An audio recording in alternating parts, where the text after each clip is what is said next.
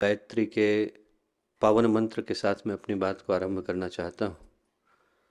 माँ गायत्री का ये पावन मंत्र, पवित्र मंत्र, पुनीत मंत्र हमें हमारे अंतराल के अंदर स्थित, अंतर मन के अंदर स्थित, अंतरंग के अंदर स्थित उस परमात्म चेतना से जोड़ने का माध्यम बनता है, जो अकेला यदि जाग जाता है तो पूरे ब्रह्मांड को हिला देने की शक्ति उसके अंदर सुरक्षित है। और वो संभावना साकार हो पाती है यदि ये आत्मा परिष्कार के, परिवर्धन के, परिशोधन के, परिवर्तन के पथ से गुजर पाती है। हमारे मन के ऊपर, चित्त के ऊपर, आत्मा के ऊपर जन्म जन्मांतरों के जो छाए हुए कुसंस्कार हैं, बुरी आदतें हैं, कुकर्म हैं, उनके जो कषाय कलमश हैं, उनकी जो कष्ट कठिनाइयाँ हैं, उनकी जो पाप परेशानियाँ हैं, उन सब से मुक्त होने के बाद ये जो अंगारा है उस आग में बदल पाता है, जो पूरे विश्व को प्रकाश दे पाने की स्थिति में आ पाता है। और उस यात्रा से गुजरने का जो पथ है वही नवरात्रि साधना का पथ है।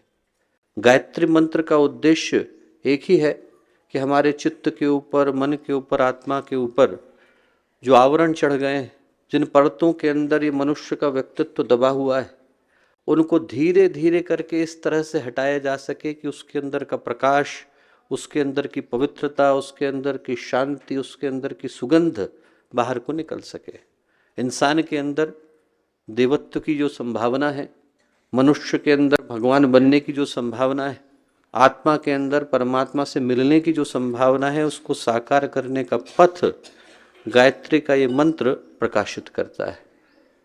पर संभव तभी हो पाता है जब आत्मा परिशोधन के उस मार्ग से गुजरती है। धातुएं खदान के अंदर होती हैं पर खोदने पर मिल पाती हैं।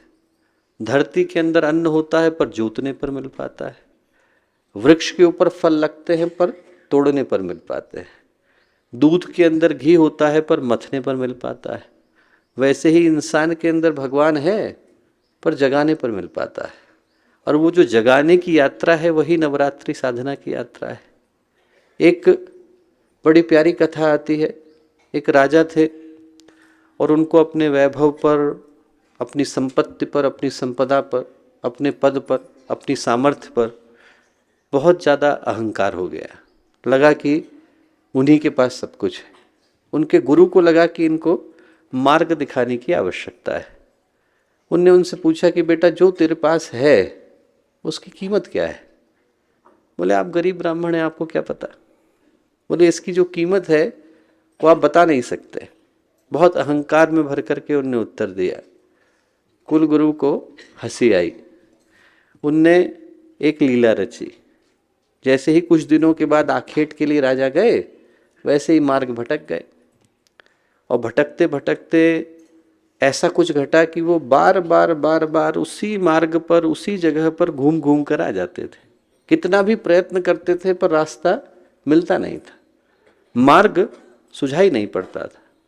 बहुत भटकने के बाद उनको बार बार उसी स्थान पर आना पड़ता था। 4-5 दिन गुजर गए, अन्न मिला नहीं, जल मिला नहीं, भूखे प्यासे बेहाल बदहाल भटक रहे थे। इतनी देर में एक साधु दिखाई पड़े। वो जो साधु थे वो उनके गुरु ही थे, भेष बदल करके आए थे। उनके हाथ में एक लोटा पानी था। राजा गिड़गिड़ाते हुए उनके पास पहुंचे, मुझे पानी दे दीजिए। वो जो साधु थे वो बोले, इस पानी के लिए क्या देने को तैयार हो?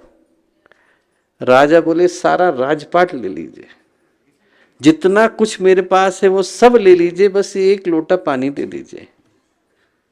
वो जो गुरु थे साधु के भेष में बोले, राजा समझ में आया, तेरे सारे राजपाट की कीमत एक लोटे पानी से भर करके नहीं है। इतने में ही जीवन से बढ़ जाता है। जो जीवन की सबसे बड़ी कीमत है वो बाहर नहीं, मनुष्य के भीतर है। क्या पाऊं? राजा ने उनसे पूछा। तो उनके गुरु बोले, उसको प्राप्त कर जो तेरे भीतर है, जो मूल्य का है, जिसकी कीमत है, जो तेरे व्यक्तित्व का जागरण करता है। उनके मुंह से एक श्लोक निकला, न चौरहार्यम न राजहार्यम न भात्य भाज्यम न च भारकारी। वो है जिसको चोर चुरा नहीं सकता है। वो है जिसको राजा हथिया नहीं सकता है। वो है जिसको भाइयों के बीच में जायदाद की तरह से बांटा नहीं जा सकता है। और वो है जिसको कंधे पर उठाया नहीं जा सकता है। व्यय कृते वर्धनमेव नित्यम विद्याधनम सर्वधनम प्रधानम। जितना बांटते हैं उतना बढ़ता चला जाता है। वो जो आत्मविद्या है, अध्यात्म विद्या है, ब्रह्म विद्या है, आत्मज्ञान है, तो उसको प्राप्त कर। राजा की समझ में आया कि प्राप्त करने योग्य जो है वो हमारे भीतर है। नवरात्रि की साधना यही इशारा करती है कि बाहर की ओर न भटका जाए, उधर उतरा जाए जहां उतरने पर व्यक्ति शांति को, समुन्नति को, संतोष को प्राप्त करता है। और उधर ले जाने की जो यात्रा है वो नवरात्रि साधना की यात्रा है।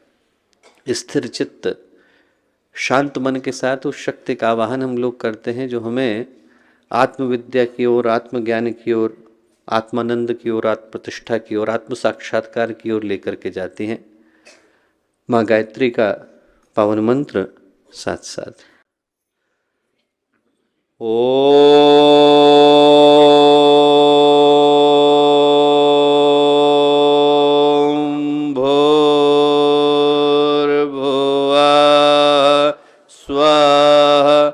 तत्सवितुर्वरेण्यं भर्गो देवस्य धीमहि धियो यो नः प्रचोदयात्।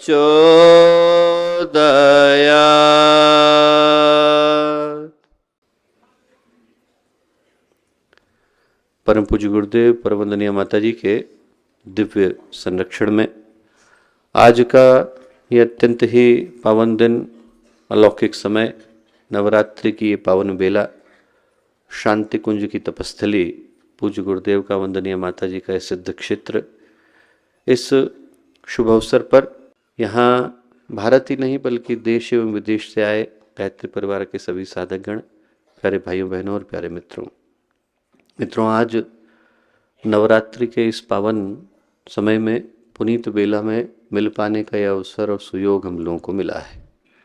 और जो नवरात्रि का समय है, इसका जो आध्यात्मिक वातावरण है, इसका जो आध्यात्मिक संदेश है, वो एक महत्वपूर्ण काल निर्धारण को लेकर के आता है। इस काल निर्धारण को लेकर के आता है कि जो चैत्र नवरात्रि का समय है, हम लोग ध्यान से सोच करके देखें कि जो चैत्र नवरात्रि का समय है वो इस महत्वपूर्ण संदेश को लेकर के आता है कि इस समय में प्रकृति भी पुराने को छोड़ देती है। जो चला आ रहा संवत्सर था वो पुराना हो जाता है और वो नए को, नूतन को धारण करती है। ऋतुएं बदल जाती हैं, मौसम बदल जाते हैं, नई खेती की व्यवस्था जुटने लग जाती है। स्कूलों में भी एडमिशन इसी समय में शुरू हो जाता है। आर्थिक दृष्टि से भी फाइनेंशियल ईयर की शुरुआत इसी समय में होती है। आर्थिक दृष्टि से देखें, सामाजिक दृष्टि से देखें, भावनात्मक दृष्टि से देखें, आध्यात्मिक दृष्टि से देखें, तो हर दृष्टि से जो पुराना है उसको छोड़ देने का और नए को धारण करने का समय चैत्र नवरात्रि के साथ आता है। तो जो महत्वपूर्ण संदेश आज का ये पावन दिन हम लोगों को प्रदान करता है वो ये कहता है कि जो भी हमारे भीतर जीर्ण शीर्ण हो गया, जो पुराने संस्कार हैं, पुरानी आदतें हैं, पुराने कर्म हैं, वो सारी चीज़ें जो हमारे व्यक्तित्व को कहीं न कहीं से किसी न किसी रूप में दबाने में मशगूल है, उनको त्याग देना चाहिए और एक नए की ओर बढ़ने का समय आ रहा है। ये जो चैत्र नवरात्रि का समय है, इस महत्वपूर्ण उद्घोष को, इस घोषणा को लेकर के आता है कि इस समय में प्रकृति भी पुराने को स्वीकार कर पाने की स्थिति में होती नहीं है। तो हमें भी हमारे व्यक्तित्व का वो अंश जो किसी भी रूप में स्वीकार नहीं होना चाहिए, उसको उसी तरह से त्याग देना चाहिए जैसे सांप पुरानी केचुली को उठा करके फेंक देता है और नए को धारण करता है। ये समय हमारे व्यक्तित्व को नया रूप देने का, नए सौभाग्य को धारण करने का, नए संकल्प को अपनाने का, नई योजना के साथ आगे बढ़ने का, नई चेतना को धारण करने का है। और इस समय में जब वैश्विक दृष्टि से भी ये संवत्सर बड़े ही कठिन विषम परिस्थितियों के मध्य में आया है, तो सबसे पहले तो हर व्यक्ति के लिए यही प्रार्थना हृदय से निकलती है, चाहे वो अपने हों, पराये हों, मित्र हों, शत्रु हों, दोस्त हों, दुश्मन हों, गायत्री परिवार के हों या विश्व परिवार के हों, हर व्यक्ति के लिए प्रार्थना हम लोग यही करते हैं कि हर व्यक्ति का जीवन सुखी रहे, सुरक्षित रहे, निरापद रहे, निष्कंटक रहे, उनके शरीर से रोग दूर रहे।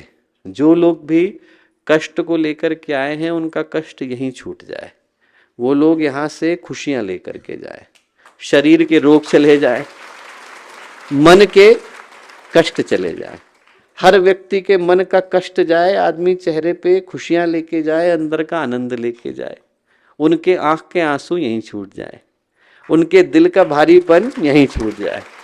आदमी यहाँ से जाए तो खुशियाँ लेके जाए, नए सौभाग्य को, नए सुख को, चेहरे पर स्मित को, मन में प्रसन्नता को, जीवन में आनंद को, अंदर से प्रफुल्लता को लेकर के जाए।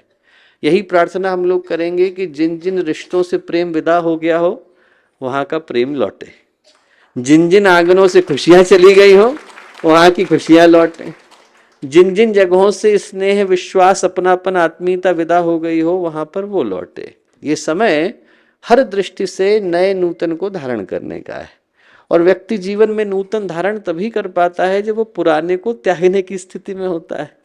यदि हमने पिछले को पकड़ा हुआ है तो नए को धारण कर पाने की स्थिति में हम कभी आ नहीं पाते हैं। इसलिए आज जब हम लोग यहाँ से उठें तो हर उस चीज को त्याग करके उठें जो हमारे जीवन में, व्यक्तित्व में, मन में, रिश्तों में अपनाने योग्य नहीं, छोड़ दिया जाए उनको।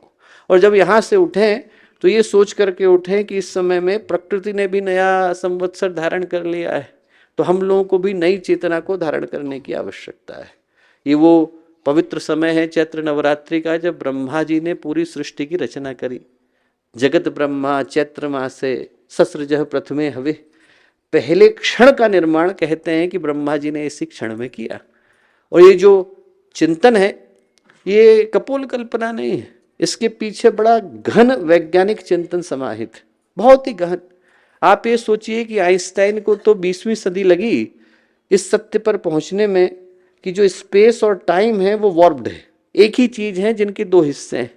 जबकि हमारे यहाँ आप इतना 5000 वर्ष पुराना वेदों का यदि आप काल गणना का समय उठा करके देखें तो हमने समय की सबसे छोटी इकाई किसको पुकारा? परमाणु को पुकारा। जो स्पेस था वही टाइम का पैमाना था। एक परमाणु काल की सबसे छोटी इकाई है। 2 मिल गए अणु बन गए, 3 अणु मिले त्रसरेणु बन गया, 3 त्रसरेणु मिले त्रुटि बन गई, त्रुटि से लव बना, लव से मध्य बना, मध्य से निमिष बना, निमिष से प्रहर बना, प्रहर से मुहूर्त बने, मुहूर्त से दिन और रात बने। इस तरह से पूरे जीवन की शुरुआत हो गई। इसीलिए जो चैत्र नवरात्रि का समय है वो हर दृष्टि से महत्वपूर्ण संदेश को लेकर के आता है। ब्रह्मा जी ने सृष्टि रची, भगवान राम ने राज्याभिषेक कराया, युधिष्ठिर ने राज्याभिषेक के लिए लिया, विक्रमादित्य ने विक्रम संवत के लिए लिया। तो ये जो समय है वो इस भाव को लेकर के आया, इस पुकार को लेकर के आया कि आज जब हम लोग शांति कुंज के इस पवित्र स्थल के अंदर विद्यमान हैं तो यहाँ से उठें तो मन में उन सारी चीज़ों को त्याग करके उठें जो हमारे व्यक्तित्व को कहीं ना कहीं किसी न किसी रूप में बोझिल बनाते हैं। हमारे जीवन में साधना का प्रभाव तभी आ पाता है जब व्यक्ति पुराने को, और खासकर उस पुराने को जो हमारे व्यक्तित्व को जीर्ण शीर्ण करता है, उसको बोझिल बनाता है, उसको किसी न किसी रूप में भार से भारी करता है, उसको त्याग कर, यहीं छोड़कर नए को अपना करके हम लोग उठते हैं। आप ये सोच करके देखिए कि यदि मैं अपने हाथ को यूं उठा लूं, 1 मिनट के लिए उठाऊं तो बहुत दिक्कत की बात नहीं, 1 घंटे के लिए उठाना पड़े तो ये भारी लगने लगेगा। और यदि जीवन भर ऐसे ही उठा करके रखूंगा तो किसी को ये हाथ काटना पड़ेगा। कोई आपको कुछ कह करके जाता है, उसको हम 1 मिनट में भूल जाते हैं तो भूल गए, जो आया था वो चला गया। 1 घंटे के लिए यदि मैं उसी बात को सोचता हूं तो मेरे मन में वो धीरे धीरे करके घाव बनाने लगता है। जिंदगी भर सोचता हूं तो नासूर बन जाता है। वो जो नासूर हैं, जो हमारी जिंदगी को, हमारी खुशियों का हरण करके बैठे हैं, उनको यहीं त्याग देने का समय आ गया है। यहाँ व्यक्ति उन सबको त्याग दे जो हमारे जीवन की, हमारे व्यक्तित्व की, हमारे रिश्तों की, हमारे घर की, हमारे परिवार की खुशियों को ग्रहण लगा करके बैठे हैं। उनको त्याग कर आदमी नए को अपना करके यहाँ से उठे। ये नवरात्रि साधना का पहला और महत्वपूर्ण संदेश आता है। और वो संदेश इस भाव के साथ आता है कि हमारे जीवन में नवरात्रि साधना सौभाग्य को प्राप्त कर पाती है यदि हम लोग समय के मूल्य को और महत्व को समझ पाते हैं। बिना समय के महत्व को जाने कार्य वही होता है, प्रयत्न वही होता है, परिश्रम वही होता है, पुरुषार्थ वही होता है, पर उसका प्रभाव तब आ पाता है जब आप उसे सही समय पर सही चीज के साथ करते हैं। बीज वही है, किसी के पास बहुत अच्छा खेत हो, बहुत अच्छा ट्रैक्टर हो, उसके पास बहुत अच्छे किसान हो, काम करने वाले बहुत अच्छे हो, और बीज उसने अमेरिका से मंगाए हो, पर यदि रबी के समय में खरीफ की बो करके आएगा तो होएगा क्या? नहीं होएगा। आपको उसके लिए सही समय की आवश्यकता होती है। जिंदगी में चीजें फलवती हो पाती हैं यदि वो सही समय पर सही योजना के साथ करी जाती हैं। भगवान राम की कथा आती है कि भगवान राम जो थे रावण को मारने के लिए गए तो पहले अगस्त ऋषि के पास जाकर के भगवान राम ने उसकी कुंडली दिखाई तो अगस्त ऋषि जबकि नाना थे, उनने देख करके बोला कि इसके ऊपर 3 महीने के बाद आप हमला करना। 3 महीने के बाद रावण का मार्केश लगने वाला है। भगवान लक्ष्मण को गुस्सा आ गया, उन्होंने कहा भगवान है, यदि ये मुहूर्त देख करके हमला करेंगे तो भगवान होने का क्या मतलब है? बोले इनका जब मन करेगा तब हमला करेंगे, भगवान जब करे तब काल को उनके अनुसार चलना चाहिए। तो भगवान राम ने बड़ा प्यारा उत्तर दिया। भगवान राम ने कहा कि नहीं लक्ष्मण, जो महर्षि कह रहे हैं वो सही कह रहे हैं। क्यों? बोले पुरुषार्थ समय देख करके किया जाता है। बोले दरवाजा यदि बंद हो और दरवाजा खुला हो तो दोनों ही स्थिति में तुम अंदर प्रवेश कर सकते हो। दरवाजा खुला होगा तो जल्दी घुस जाओगे, बंद होगा तो लात मारनी पड़ेगी, दरवाजा खुल जाएगा पर पैर पर चोट आए बगैर रहेगी नहीं। तो बोले यदि पुरुषार्थ जो है वो समय देख करके किया जाता है तो ज़्यादा प्रभावी हो जाता है। और जो नवरात्रि का समय है वो यही याद दिलाता आता है कि इस समय में जो साधनात्मक पुरुषार्थ किया जाता है उसका प्रभाव ज़्यादा आता है, क्योंकि इस समय में प्रकृति ने अपने दरवाजे खोल दिए हैं। हम लोग यदि प्रवेश करने की कोशिश करें तो बड़ी सहजता के साथ अंदर प्रवेश करते चले जाते हैं। आदमी पहाड़ी से नीचे की ओर उतर रहा हो तो ढलान पे कितनी तेजी आ जाती। ढलान पर उतरते समय में व्यक्ति को न तो पैरों पर जोर लगाना पड़ता है, न उसकी सांस हाँफती है, न उसको ऐसा लगता है कि हम चढ़ नहीं पा रहे हैं। आदमी अपने आप नीचे को भागता चला जाता है। तब नीचे उतरने के लिए कोई परिश्रम की आवश्यकता नहीं होती, कोई लेबर नहीं करना पड़ता। ये समय प्रकृति की ढलान का समय है। इस समय में जब हम लोग नीचे की तरफ जाते हैं, नीचे उतरना चाहें तो बहुत तेजी से अपने गंतव्य को प्राप्त कर सकते हैं, क्योंकि हमारे कदमों के अंदर सहजता के साथ गति आ जाती है। जो नवरात्रि का समय है वो हर व्यक्ति के साधनात्मक पुरुषार्थ के अंदर गति को प्रदान करने का समय है। और आप सोच के देखिए कि यदि कोई पहाड़ी से नीचे उतर रहा हो तो नीचे उतरते समय में उसको किस चीज की आवश्यकता होती है? हमारा बच्चा जा रहा हो तो हम उसे क्या कहते हैं? ढलान की तरफ भगा चला जा रहा हो तो हम क्या बोलेंगे? अरे थोड़ा हाथ पकड़ कर चल, यही तो बोलते हैं। अरे भागना मत, यही हाथ पकड़ करके चल। बस यही गुरु हमसे कहते हैं कि जब नवरात्रि का साधना का समय आता है तो ढलान ज़्यादा है। ऐसे में व्यक्ति कहीं भागते हुए नीचे की तरफ को गिर न जाए, इसलिए गुरुदेव क्या कहते हैं कि जब नीचे उतरने का समय आए तो हाथ पकड़ करके चलना। उस समय में कहीं गुरुदेव का हाथ छोड़ नहीं देना। वो समय जो है हमारा गुरुदेव को अपना हाथ थमाने का समय है। जो आज का नवरात्रि साधना का समय है वो ये याद दिलाता आता है कि ये समय आध्यात्मिक दृष्टि से बहुत मूल्य का है। जो लोग सूक्ष्म को देख पाने की स्थिति में होते हैं वो जानते हैं कि इस समय में ग्रहों की गति, नक्षत्रों की गति, जो सूक्ष्म की ऊर्जाएं हैं उनकी गति, जो ब्रह्मांडीय संकल्प है उनकी गति इतनी तीव्र हो जाती है कि उस समय में जो संकल्प लिया जाता है वो निश्चित रूप से प्रभावी होता है। पर उस समय में हमारे को हमारे कदमों की गति में और भगवान के और गुरुदेव के साथ के प्रति अपने विश्वास में, दोनों में सामंजस्य बिठाने की आवश्यकता होती है। जो पहला चिंतन हम लोग धारण करें वो ये धारण करें कि ये नवरात्रि साधना का समय हमारे साधनात्मक पुरुषार्थ को गति देने का समय है। और ऐसे समय में 2 चीजें अनिवार्य हो जाती हैं। व्यक्ति अपना हाथ गुरुदेव के हाथों में दे पाने की स्थिति में हो, क्योंकि दिया उसके हाथ में जाता है जो आपके हाथ को संभाल पाने की स्थिति में। हर व्यक्ति गुरुदेव बन नहीं पाता, हर व्यक्ति के पास इतनी योग्यता नहीं कि वो गुरुदेव की तरह से, अभी हम लोग सुन ही रहे थे, स्वयं भगवान हमारे गुरु, परम सौभाग्य हमारा है। ऐसे गुरु धरती पर कभी कभी आते हैं कि जिनके पास अब अपने हाथों को निश्चिंतता के साथ सौंप सकें कि अब हमें कोई चिंता की बात नहीं, कोई परेशानी की बात नहीं।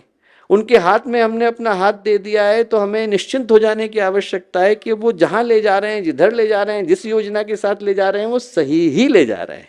ये जो विश्वास है वो व्यक्ति के पास तभी ही आ पाता है जब उसको ये पता हो कि जिस शक्ति के हाथों में अपने हाथों को हमने सौंपा है वो शक्ति इस धरती की शक्ति नहीं है, वो शक्ति ब्रह्मांड की सबसे बड़ी शक्ति है।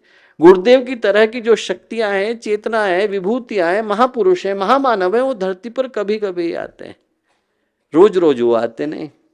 वो आते तभी हैं जब वो बुलाए जाते हैं, और रोज रोज वो बुलाए जाते नहीं।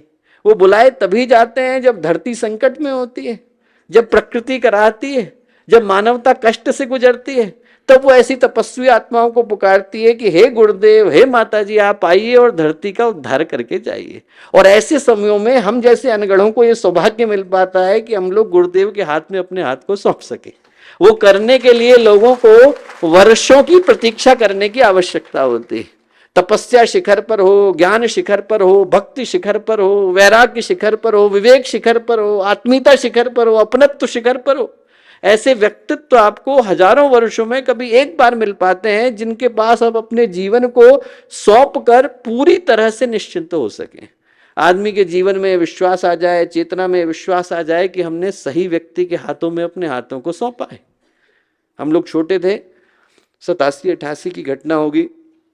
पूज्य गुरुदेव से एक आए मिलने के लिए पूर्वांचल के कार्यकर्ता थे और उनका मन था, गुरुदेव की उसी समय में जो है लेखमाला समाप्त हुई थी, हमारी वसीयत और विरासत लगभग अंत की तरफ थी। तो जो गुरुदेव की हिमालय यात्राओं का वर्णन था उसको पढ़कर उनके मन में भाव हुआ कि एक बार मैं भी हिमालय हो करके आता हूँ, क्या पता मुझे भी वहाँ कोई ऋषि के या भगवान के दर्शन हो जाएं, ऐसा उनको मन में था। तो गुरुदेव से पूछने के लिए आए। गुरुदेव ने कहा चला जा बेटा, तेरा मन है तो चला जा, कोई दिक्कत की बात नहीं। गए, ऊपर गए तो गंगोत्री के आगे तूफान सा आ गया, रास्ता भटक गए। अब भटकते भटकते क्या हुआ कि उनको कहीं मन में लग रहा था भगवान के दर्शन हो जाएं, ऐसा ऐसा सोच रहे थे। इतनी देर में दूर से उनको गुफा दिखाई पड़ी, गुफा के अंदर कहीं दीपक जल रहा था, वहां पहुंच गए। और वहां पर पहुंचे तो देखा कि अंदर तो एक ऋषि की तरह के व्यक्तित्व बैठे, एक शिष्य भी बैठा हुआ है।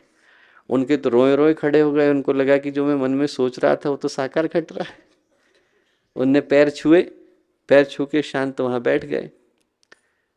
कुछ मिनट गुजरे तो उनके जो ऋषि सामने बैठे थे उनसे क्या बोले, बोले बेटा इस युग के भगवान के पास से आ रहा है और पत्थरों में भगवान ढूंढता खुद रहा है, यहां क्या मिलने वाला है, भगवान को छोड़ करके यहां क्यों आया है।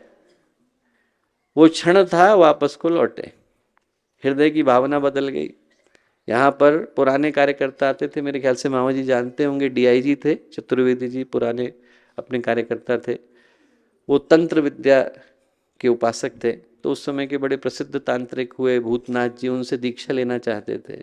उनने कहा कि आपके गुरु हम नहीं हैं, आपके गुरु आपको खुद बुलाएंगे। भटकते भटकते एक दिन यहाँ आ गए शांति कुंज। शांति कुंज आए तो गुरुदेव के पास गए तो गुरुदेव ने, उनने सोचा कि हमको शांति कुंज में रुकने को कहेंगे। गुरुदेव ने कहा नहीं बेटा यहाँ जगह नहीं है, जबकि पूरा शांति कुंज खाली था। अब उनको लगा कि ऐसा कैसे इतना, और हम तो सुन के आए थे कि गुरुदेव सबको रोक लेते हैं, और ऐसा कैसे हुआ, गुरुदेव ने हमें भी भेज दिया। वो भटकते घूमे, यहाँ से गए तो एक दूसरे आश्रम में गए, पहले काली कमली वाले बाबा जो थे ऋषिकेश में उनके यहाँ गए।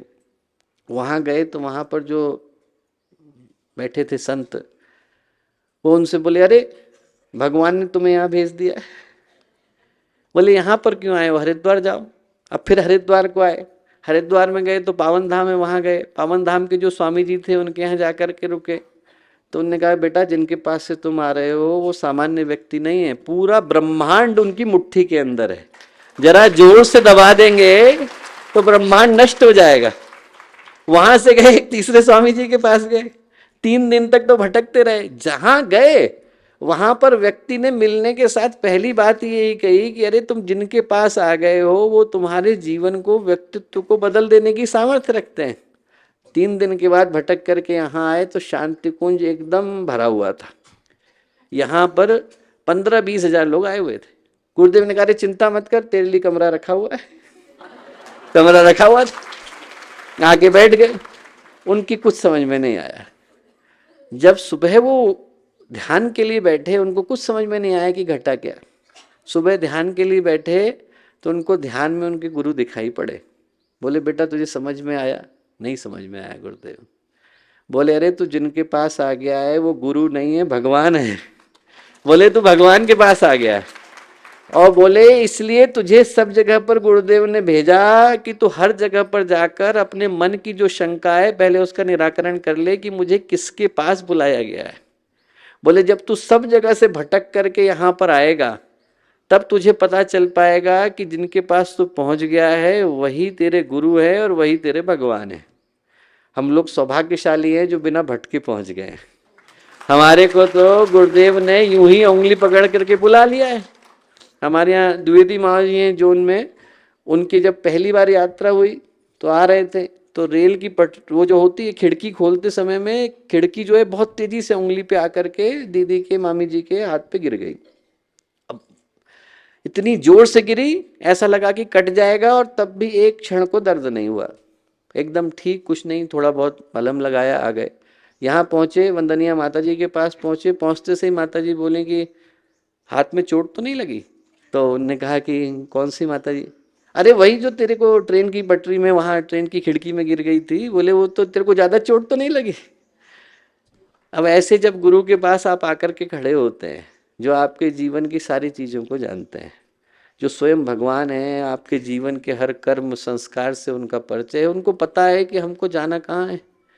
तो ऐसे गुरु के पास आने के बाद एक ही सौभाग्य शेष रह जाता है कि हम लोग अपनी पात्रता को परिभाषित कर सके, ये बता सकें कि जिस गुरु ने हमें अपनाया उस गुरु के योग्य उत्तराधिकारी हम हैं। वो तो भगवान है, इसमें कोई शंका नहीं, पर हम भगवान के शिष्य बनने लायक स्थिति में आ सकें, इस परिभाषा को साकार करने के लिए नवरात्रि साधना आती है। याद दिलाने के लिए आती है कि जिनसे हम मिले वो तपस्या की दृष्टि से शिखर पर, ज्ञान की दृष्टि से शिखर पर, भावना की दृष्टि से शिखर पर, हर दृष्टि से शिखर पर विद्यमान थे। हम लोग को एक छोटी घटना याद आती है। एक बहुत प्रसिद्ध काशी के विद्वान वो गुरुदेव के पास आए, अथर्ववेद का एक सूक्त था उसको लेकर के गुरुदेव के सामने उन्होंने रखा। उन्होंने कहा कि गुरुदेव ये मंत्र है, इसका अर्थ मैं नहीं समझ पा रहा हूं। उनने बोलना शुरू करा, तीसरे शब्द पर नहीं पहुंचे होंगे, गुरुदेव ने कहा रुक जा बेटा।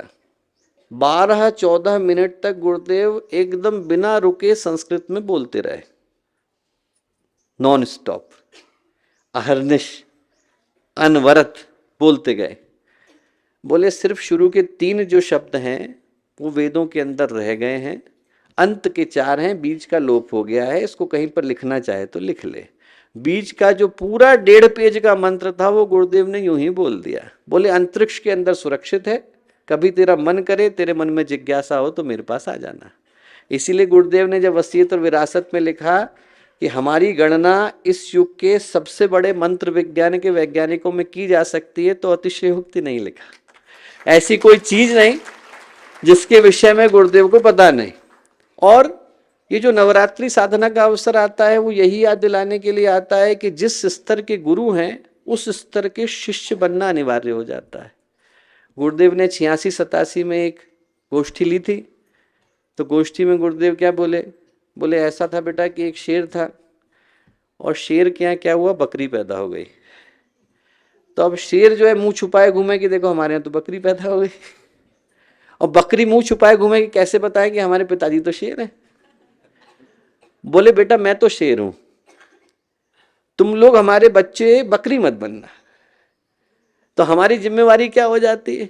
हमारी जिम्मेवारी हो जाती है कि यदि हम लोग शेर के उत्तराधिकारी हैं तो शेर के बराबर पात्रता को अपने अंदर विकसित करें, लोगों को बता सकें कि हमारे गुरु शेर थे और हमारे अंदर भी वही वो शेर का खून छोड़ करके गए। जो नवरात्रि साधना का अवसर है वो ये याद दिलाने के लिए है कि जिस गुरु की हम संतान हैं, जिसके हम उत्तराधिकारी हैं, जिसके हम लोग प्रतिनिधि हैं, उतनी बड़ी चेतना हमारे व्यक्तित्व के अंदर विद्यमान होनी चाहिए। उतना ज्ञान, उतनी संभावना, उतनी संवेदना, उतना अध्यात्म, उतना विज्ञान व्यक्ति के चिंतन के अंदर सुरक्षित होना चाहिए कि हम उनकी चेतना के, हम उनकी योजना के सही और सम्यक प्रतिनिधि बन सकें। जो पात्रता है उसका अर्थ इतना ही। पात्रता का अर्थ है कि जिस काम को करने की अपेक्षा की गई है उसकी योग्यता व्यक्ति के अंदर विकसित हो सके।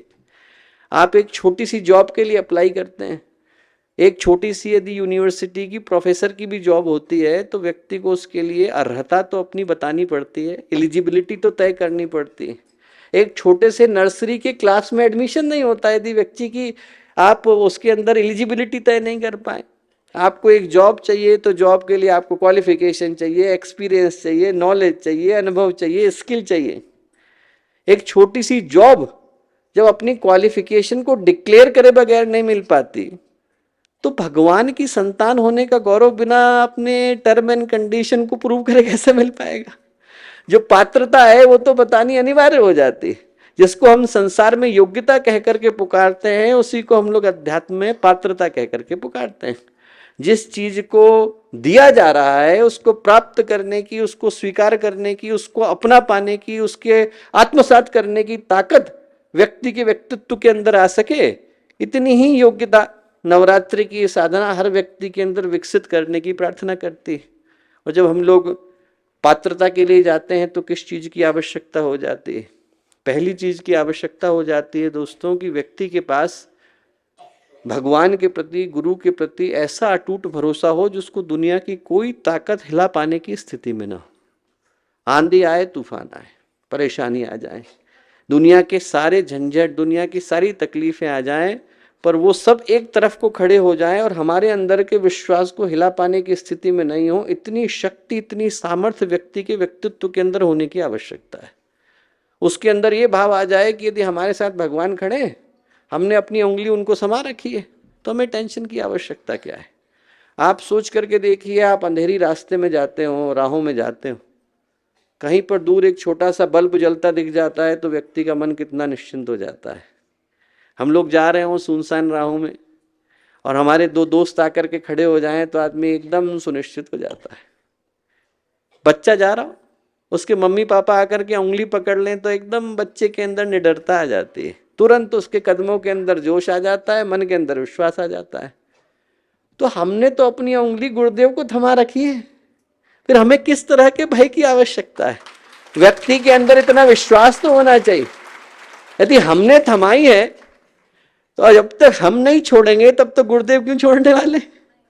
हमारे को इतना विश्वास तो होना चाहिए कि यदि हमने गुरुदेव को, भगवान को अपना हाथ थमा दिया है तो फिर अब उनके ऊपर छोड़कर व्यक्ति को निश्चिंत हो जाना चाहिए। जैसे बच्चा है, उसने सौंप दिया।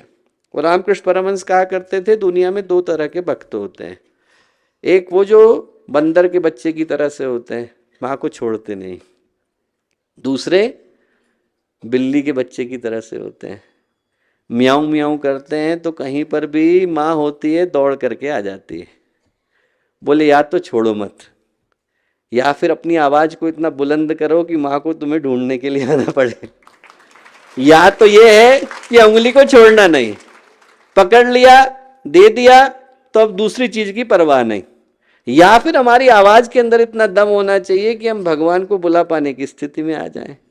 तो जो पहली चीज है वो ये कि हमारे अंदर भगवान के प्रति अहर्निश, अटूट, अडिग भरोसा आ सके। जो नवरात्रि साधना है वो फलीभूत हो पाती है, शतगुणित हो पाती है यदि हमारा गुरुदेव के प्रति, भगवान के प्रति भरोसा जो है अकाट्य। आप सोच करके देखिए, वो आपके फोन में 5G आता है कि नहीं, 3G आता है कि नहीं, 2G आएगा तो इंटरनेट कितने धीरे धीरे चलता है, 5G आता है तो कितनी तेजी से चलता है। यदि आप वाईफाई के ठीक बगल में जाकर के बैठे हैं तो आपका इंटरनेट कितना तेज हो जाता है। बस इतनी सी तो बात है। हमारे को यदि अपने अंदर भगवान का इंटरनेट चलाना है तो अपने को वाईफाई के ठीक पास ले जा करके बिठाना पड़ेगा। अंदर जो है व्यक्ति के पास भरोसा एकदम अकाट्य होना चाहिए कि अरे जो गुरुदेव ने कहा, भगवान ने कहा, इसके अलावा और कुछ होने वाला नहीं है, इसके अलावा और कुछ हो सकता नहीं।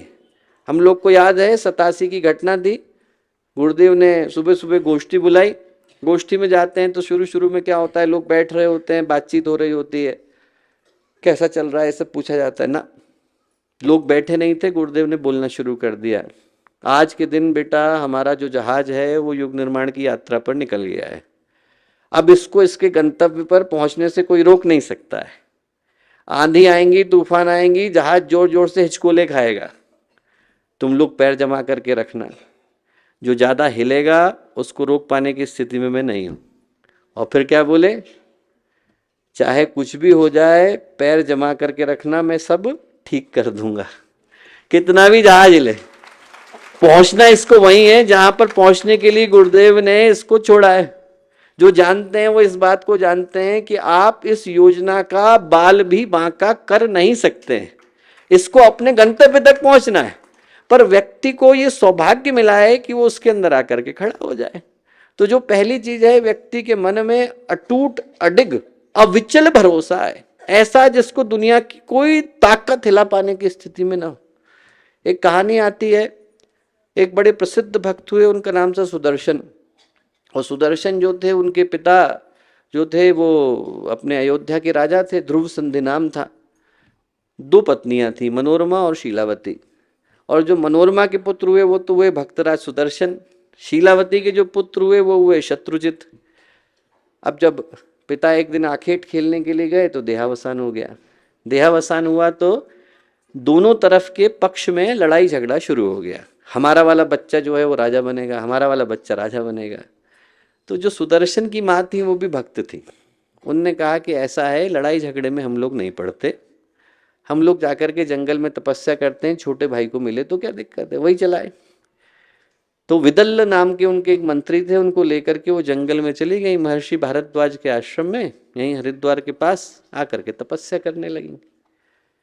उधर जो दूसरा भाई था उसके जो अब नाना हुए, पिता का तो देहावसान हो गया था, माँ के जो पिता वो जो थे वो बड़े लड़ाकी प्रवृत्ति के थे। उनको लगा कि नहीं, दूसरे को तो मार ही देना चाहिए, नहीं तो कल आकर के कहे कि साहब हमारा राज्य तो क्या करें। तो उन्होंने बहुत प्रयत्न किया पर तप क्षेत्र के अंदर प्रवेश नहीं कर पाते थे। अब वो जो छोटा छोटा बच्चा था सुदर्शन, उसके अंदर थी भक्ति प्रबल। जो विदल्ल थे वो नपुंसक थे, उसको संस्कृत में बोलते हैं क्लीव। तो जो मुनि कुमार थे वो बोला करते थे क्लीव क्लीव क्लीव। अब इससे बोला नहीं जाता था क्लीव, तो ये उसके मुंह से निकलता था क्ली क्ली क्ली।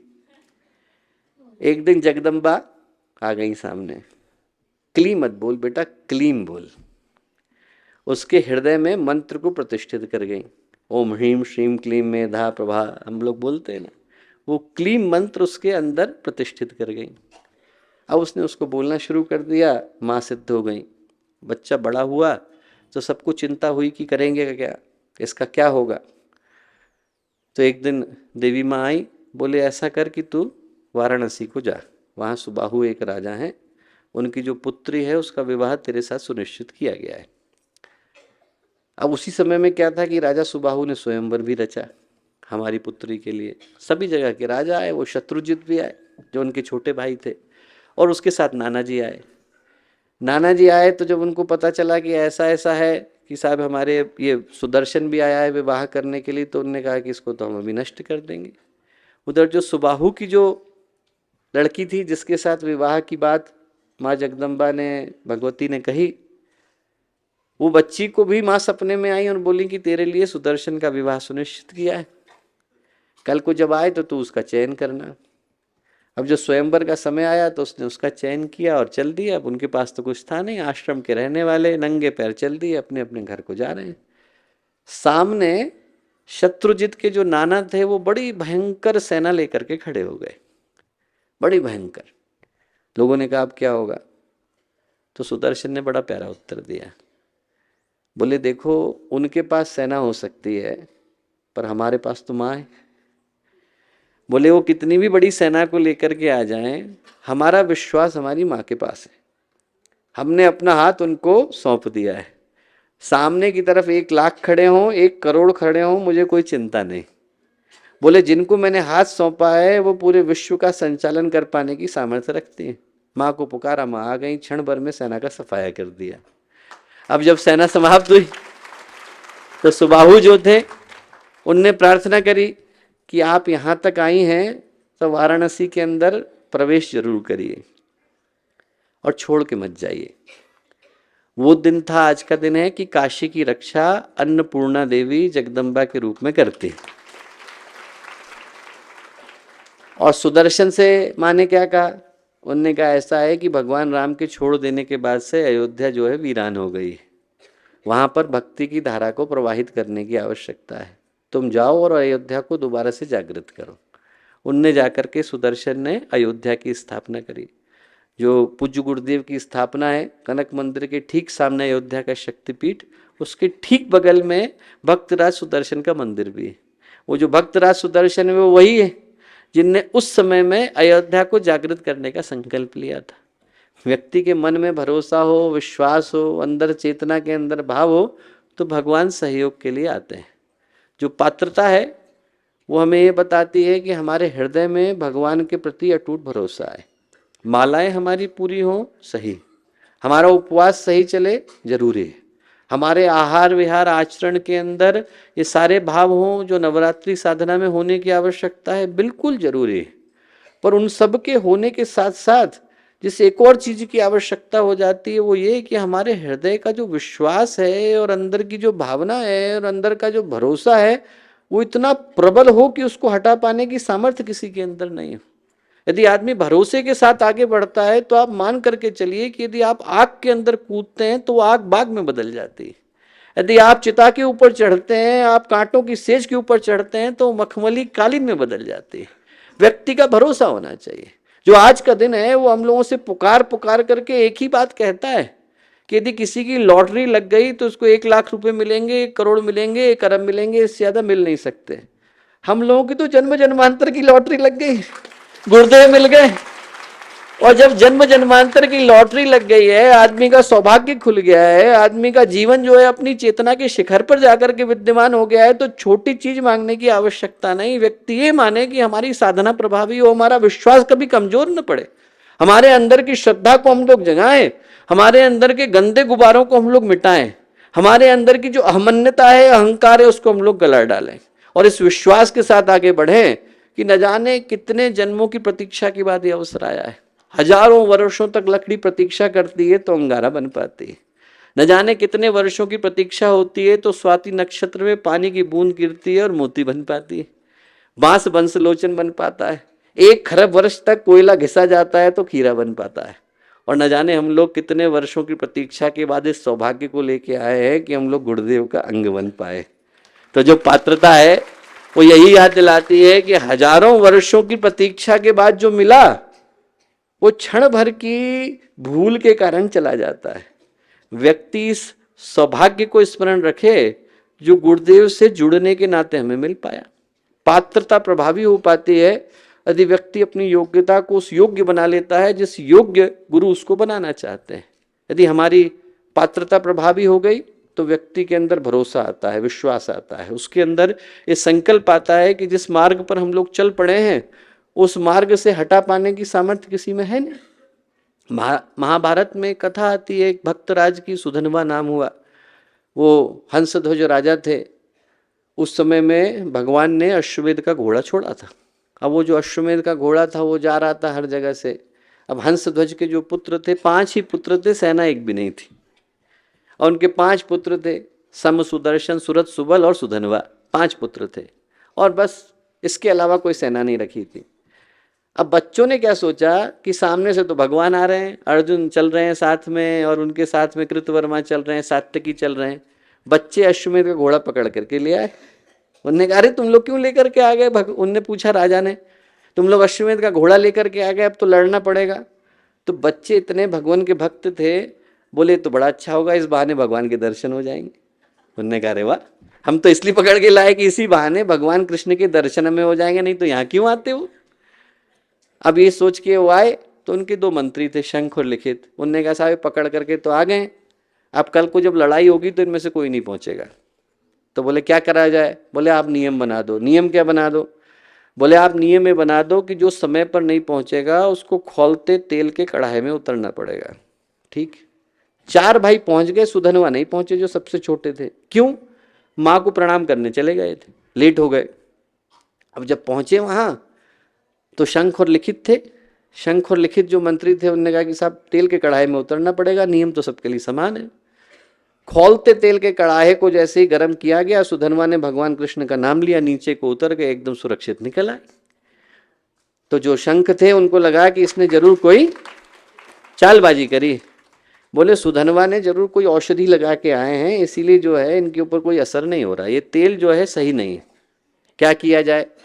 उनने नारियल लिया और अंदर डाला कि पता चल जाएगा कि तेल का कड़ाहा सही है कि नहीं। और जैसे ही वो नारियल तेल के कड़ाहे के अंदर गया तो जोर की आवाज के साथ फूटा, और जो एक हिस्सा था वो शंख के सिर में जाके लगा। तब से जो शंख का छेद है वो तब से इसीलिए कहलाता है जो शुरू का शंख। सुधनवा लड़ने के लिए पहुंच गए। अब सुधनवा जब लड़ने के लिए पहुंचे तो सामने अर्जुन खड़े। कहते हैं कि सुधनवा ने, छोटा सा बालक था, अर्जुन को अहंकार आ गया। अर्जुन ने कहा, अरे भैया तुम लोग घर जाओ, खेलने की उम्र है तुम्हारी, तुम लोग कहाँ लड़ने के लिए आ गए, मेरा नाम अर्जुन है, मैं महाभारत जीत के आ रहा हूं। सुधनवा बोले कि अरे भैया लड़ाई करिए आप। कहते हैं कि इतने तीर चलाए कि 21 दिन तक अर्जुन को उत्तर देने का अवसर नहीं मिला, इतने चलाए। 400 हाथ पीछे तक उनने जो है रथ फेंक दिया। सुधनवा क्या बोले? सुधनवा ये बोले कि ऐसा करिए, आप तो भगवान कृष्ण को याद करिए, उन भगवान कृष्ण को याद करिए जिनने आपको महाभारत में विजय दिलाई थी। याद किया उनने, भगवान आ गए। भगवान आए तो उनको देख करके तुरंत सुधनवा के मन में जोश आ गया। उनने कहा, मैं अभी संकल्प लेता हूं कि यदि मैंने 3 बाण के अंदर सुधनवा का सिर नहीं काट दिया तो मैं नरक में जाकर के गिरूं। ये बोलना था कि भगवान बोले कि अर्जुन तुम मुझसे पूछे बगैर प्रतिज्ञा क्यों लेते हो, पिछली बार भी ले ली थी फिर भी मैं दिक्कत में आया। बोले अरे सामने जो सुधनवा है, बोले बहुत बड़ा भक्त है, इसको मैं भी नहीं हरा पाऊंगा। बोले कैसे? बोले अरे परीक्षा लेके देखो। तो उनने पहला लिया। पहले बाण के ऊपर कहते हैं कि उनने गोवर्धन को उठाने का पुण्य भगवान ने उसके ऊपर रखा, गोवर्धन को उठाने का पुण्य रखा। बाण गया, सुधनवा ने प्रणाम किया, भगवान का नाम लिया, बाण वहीं खत्म हो गया। दूसरा छोड़ा तो दूसरे के ऊपर भगवान ने अपना पूरा का पूरा रामावतार का पुण्य रखा। एक भगवान राम के रूप में जितना पुण्य मिला होगा बाण के ऊपर रखा, गया प्रणाम किया, बाण वहीं खत्म हो गया। तीसरा गया, तीसरे पे भगवान ने ब्रह्मा जी को आगे बिठाया, खुद पीछे बैठे, बीच में काल को बिठाया, लेकर के गए, वो बाण भी वहीं समाप्त हो गया। जब बाण समाप्त हुआ तो भगवान ने सुधनवा से प्रार्थना करी कि एक काम कर, मेरे लिए दोनों अपने, यदि अर्जुन नरक में गिरा तो भी कष्ट होगा, तू गया तो भी कष्ट होगा, क्या चाहता है? सुधनवा ने कहा, आपके हृदय में निवास चाहता हूं। वो क्षण था भगवान ने सुधनवा को अपने हृदय के अंदर बिठाया। जो उनके हृदय का कमल था वो सुधनवा के नाम से जाना गया। तो जो भगवान पे भरोसा करके चलता है वो रामावतार के पुण्य से भी लड़ पाने की सामर्थ्य अपने अंदर सुरक्षित रखता है। भगवान ब्रह्मा बैठे हैं, काल बैठे हैं, भगवान स्वयं बैठे हैं, बाण के तीनों जगहों पे वही बैठे हैं, उसके बावजूद ताकत इतनी है भगवान के विश्वास में कि उनको हरा पाने की सामर्थ्य उसके अंदर सुरक्षित है। तो जो पात्रता है वो ये बताती है कि व्यक्ति के अंदर इतना विश्वास आए, इतना विश्वास आता है तो हम यदि भगवान के पास जाते हैं तो भगवान को गौरवान्वित करके आते हैं।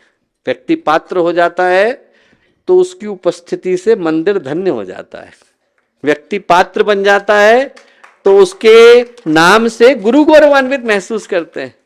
व्यक्ति यदि पात्र बन जाता है और वो यदि गंगा जल के अंदर उतरता है तो फिर गंगा जी को धन्य करके आता है। नहीं तो हम उतरे और हमारा मैल गया कि नहीं गया पर गंगा जी को मैला करके आ जाते हैं।